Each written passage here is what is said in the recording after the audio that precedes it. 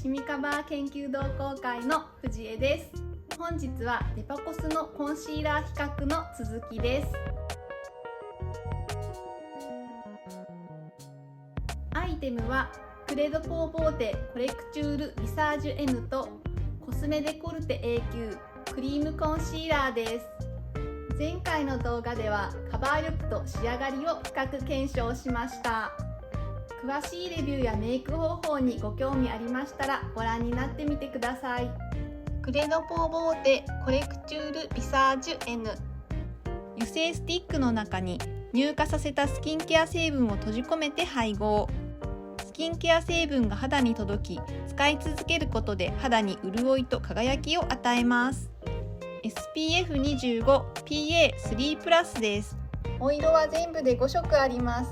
ライトオークル、ダークオークル、ピンクオークル、ナチュラルオークル、ライトピンク。コスメデコルテ A 級クリームコンシーラー。潤いを与えながらシミそばかすをカバー。汗や皮脂にも崩れにくいクリームタイプのコンシーラーです。エッセンシャルオイルを使用した心安らぐ香りです。 SPF25PA3+。お色は全部で3色あります。01ライト、02ライトミディアム、03ミディアム。今回はコンシーラーをつけて時間が経った時の状態とマスクを着用して時間が経った時の状態の比較をします。目次をご用意いたしましたので、前回の動画をご覧いただいて、説明やメイク工程が不要な方は時間経過後からご覧ください。メイク前の素肌をお見せします。スキンケアをして眉毛を描いただけの状態です。離れてみるとこのような見え方です。私の年齢は48歳です。肌質は額と鼻は油浮きするのですが、水分量が圧倒的に少ないので乾燥肌寄りの混合肌だと思います。肌のキメは細かめで皮膚は薄めです。近くで見るとこのような見え方です。私が普段使っているファンデーションはクレドポーのタンフリュイドエクラナチュレルのピンクオークル10です。私は右側の顔、皆さんから見ると向かって左側の顔の方がシミが濃くて量も多いです。カバー方法を簡単にご説明します。化粧下地を塗ってからコンシーラーを塗り、ブラシでぼかします。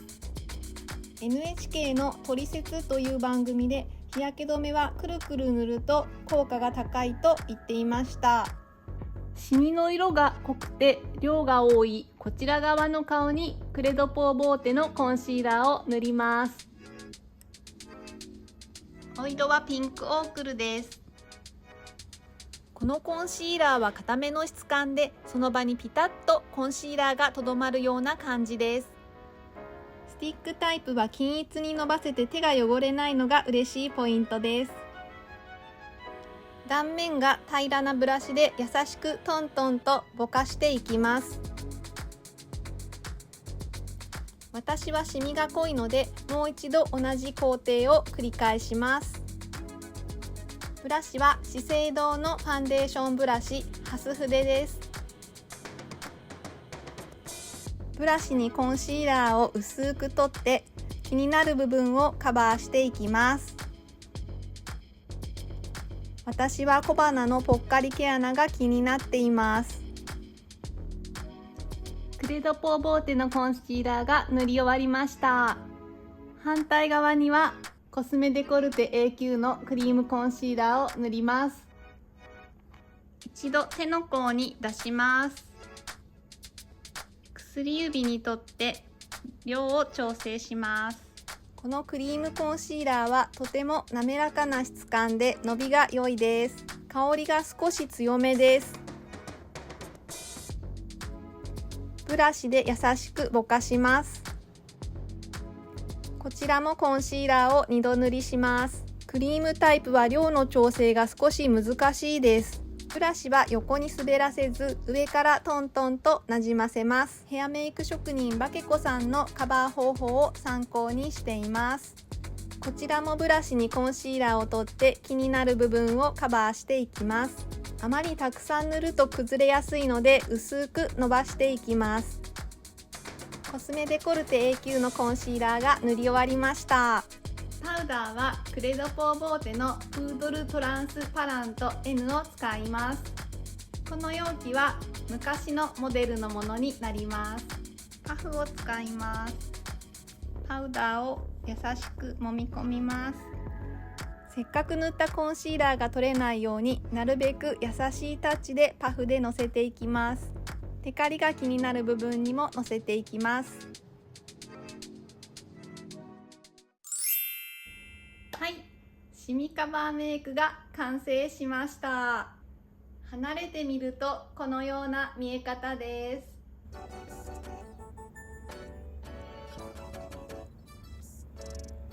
前回よりも上手にカバーできていない気がします。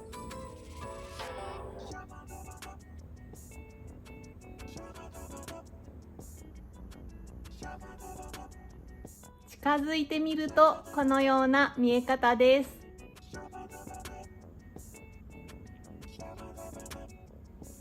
前回はコスメデコルテ A 級がセミマットに仕上がり、クレドポーボーテはツヤっぽい仕上がりになっていました。でも今回はあまり差が感じられません。前回はコスメデコルテ A 級の方がカバー力が高いと感じたのですが、今回はクレドポーボーテの方がカバー力が高いように感じます。これはもしかしたら塗る量の違いかもしれません。やはりチューブタイプは量の調整が少し難しいです。スティックタイプは均一に伸ばせるので、私のようにメイクが苦手な人には使いやすく感じます。このコンシーラーは少し厚めに塗っても厚塗り感が出ないので、もう少し量を多く塗った方がいいかもしれません。少し時間を置いて時間経過後の様子を検証します。はい、だいたい7時間が経過しました。今日はほぼ1日家の中で過ごしていました。外がだいぶ暗くなってきてしまったので照明を一つつけています。この辺りから照らしているので、こちら側の顔が少し明るく光って見えるかもしれません。離れてみるとこのような見え方です。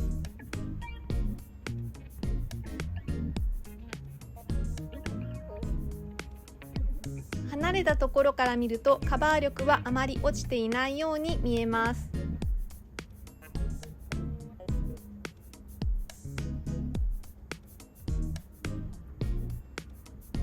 近づいてみるとこのような見え方です。照明のせいで少し色味が違うように見えます。わかりにくくて申し訳ありません。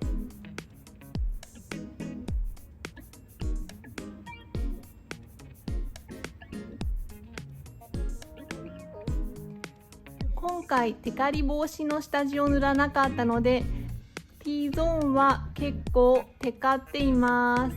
こちら側の顔が少しツヤツヤとテカって見えるかもしれません。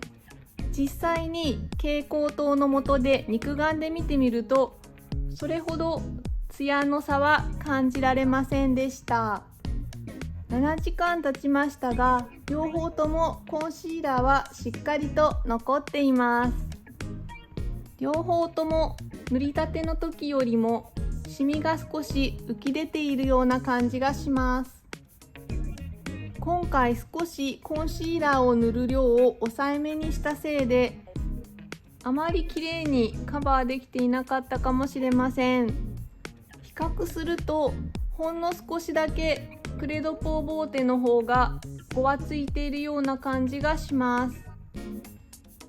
コスメデコルテ A 級の方はごわつき感はなく滑らかなままです。こちら側の肌はもともとコンディションが良くないのでゴワゴワして見えるのかもしれません。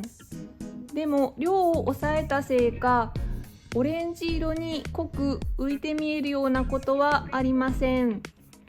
私は目尻の小じわと一番大きな濃いシミの交差点部分、こちらの部分にファンデーションやコンシーラーが溜まってしまうことがよくあります。こう笑った時にできる表情のシワです。今回はコンシーラーを少し薄めに塗ったせいか、ここにあまり溜まっていないような感じがします。ほぼ気になりません。もともとこちら側の顔の方がダメージが少ないので、このシワにも溜まりにくいです。コスメデコルテ A 級の方も気になりません。薄く塗っている方が崩れを感じにくいかもしれません。ティッシュで押さえてみます。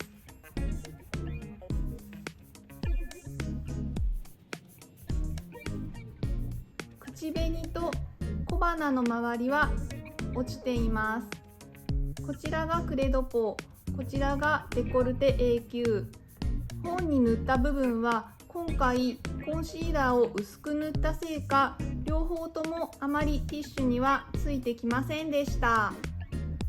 今回は少し薄めにコンシーラーを塗ったせいか、よれたり崩れたりがほとんどないように感じました。化粧崩れがないのは嬉しいですが、私的にはもう少しシミを隠したいです。両方とも厚塗り感は出にくいコンシーラーなので、もう少し重ねて使ってもいいかもしれません。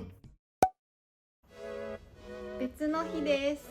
今日はマスクをつけて時間が経過したらどのようになるかを検証します。メイク方法は前回と一緒です。今回はシミが濃くて多いこちら側の顔にコスメデコルテ A 級を塗りました。前回よりも少しだけ濃いめに塗りました。使用するマスクはこちらです。フリーツタイプで小顔に見せる B スタイルのマスクです。お色はプレミアムホワイトです。フリーツタイプなのですが、この顎のラインが沿うようになっています。小さなハートがついています。マスク着用前はこのような見え方です。コンシーラーの量を多くしたので、前回よりも綺麗にシミがカバーできているように見えます。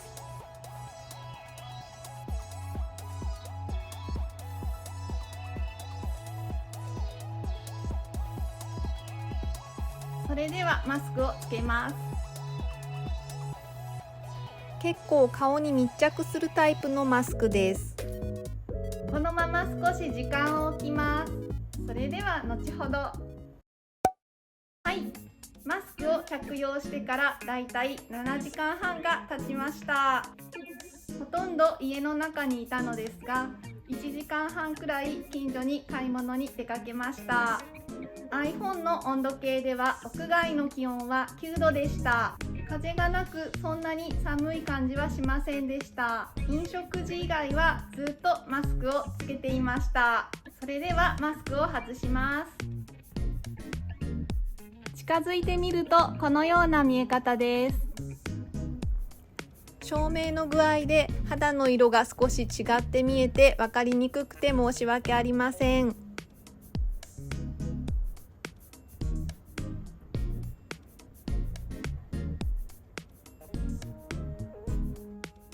両方とも少し剥げているような感じがします。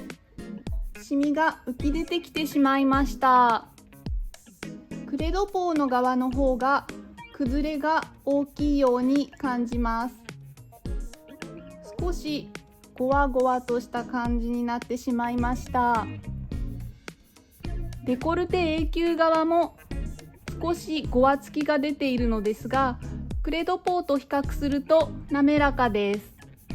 今回シミの量が多くて濃いこちら側の顔にコスメデコルテ A 級を塗っています。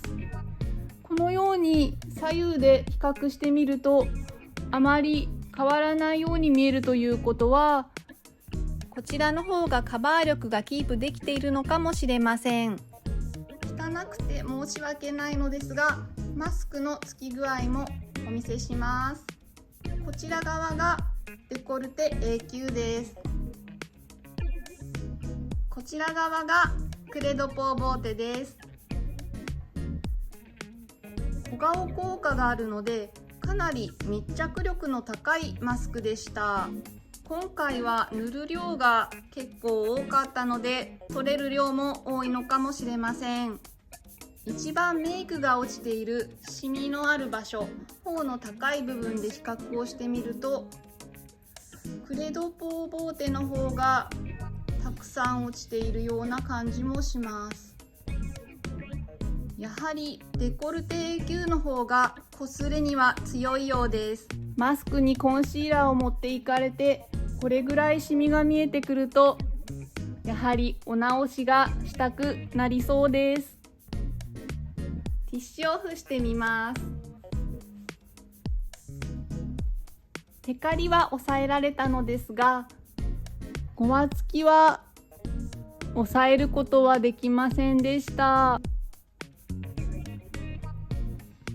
目尻の小じわへのコンシーラーのたまり具合、ティッシュオフをする前にお見せすればよかったのですが、今からお見せしますね。こちらクレドポー側、コンシーラーのたまりは気になりませんでした。こちらのデコルテ A 級側もコンシーラーのたまりは気になりませんでした。クレドポーボーテとコスメデコルテ A 級のコンシーラーの時間検証とマスク検証はいかがだったでしょうか。